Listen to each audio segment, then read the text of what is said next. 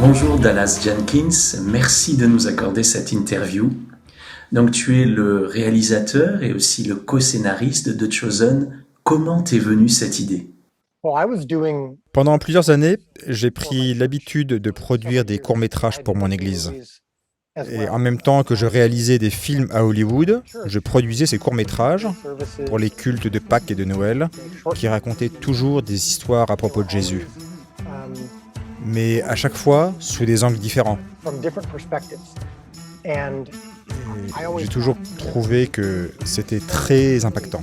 Je crois que si l'on peut voir Jésus avec les yeux de ceux qui l'ont réellement rencontré, cela va nous transformer de l'intérieur et nous marquer de la même manière que eux l'ont été. C'est ainsi que l'idée a germé, et en voyant l'impact de ces courts-métrages, je me suis dit, pourquoi ne pas faire une série qui se déroulerait sur plusieurs saisons, dans lesquelles nous pourrions vraiment explorer la vie de chacune des personnes qui ont rencontré Jésus, même ses ennemis, et ainsi redécouvrir ces récits dont nous avons si souvent entendu parler sous de nouvelles perspectives. C'est grâce à cette approche que beaucoup ont pu changer leur façon de percevoir Jésus. Donc The Chosen, ça veut dire les choisis, les élus. Alors est-ce que tu veux parler par là de prédestination? Non, en fait, The Chosen a trois significations. L'une d'entre elles concerne Jésus lui-même. Il est celui qui a été choisi. Un autre sens se rapporte aux Juifs, qui est le peuple choisi par Dieu. C'est pourquoi la série est ancrée dans la culture juive. Je ne suis pas juif moi-même, mais j'ai voulu que cette série représente de manière authentique le peuple juif et l'identité juive de Jésus. Et troisièmement, il s'agit de ceux que Jésus lui-même a choisis pour le suivre. Et dans le générique, on voit un banc de poissons gris aller dans une direction, un poisson vert apparaît et se dirige dans la direction inverse. Après lui, se retournent un à un 12 autres poissons qui se mettent à le suivre à contre-courant. Donc, The Chosen fait aussi référence à ceux que Jésus a choisis pour le suivre. Avec The Chosen, vous avez cet objectif de 1 milliard de vues. Alors pourquoi cet objectif et quel changement espères-tu voir dans la vie de ce milliard de personnes? Si on peut présenter Jésus de manière authentique à des personnes du monde entier, cela peut vraiment changer la manière dont on parle de Jésus et dont il est perçu. Mais plus important encore, je pense à 1 milliard d'individus, ce n'est pas vraiment le chiffre qui compte pour moi. Ce qui compte, c'est le monde individu.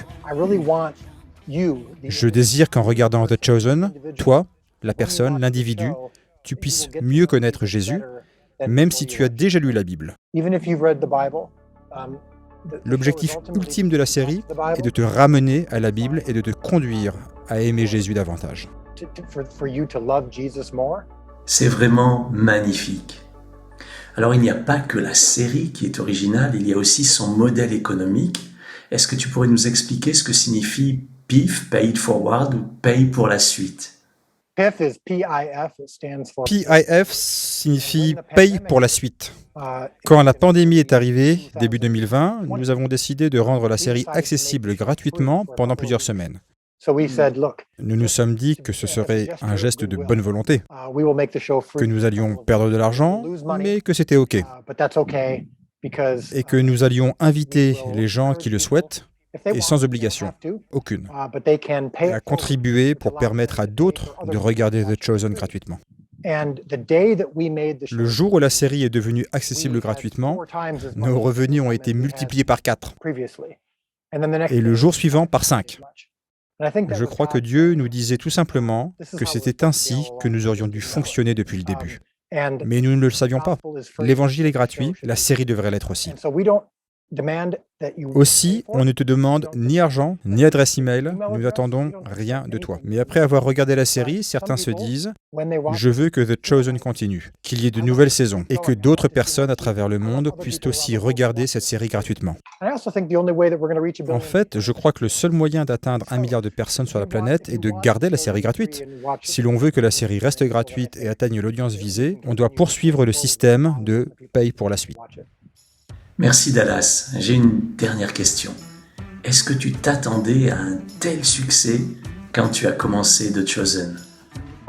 Je ne m'attendais pas à tout ça.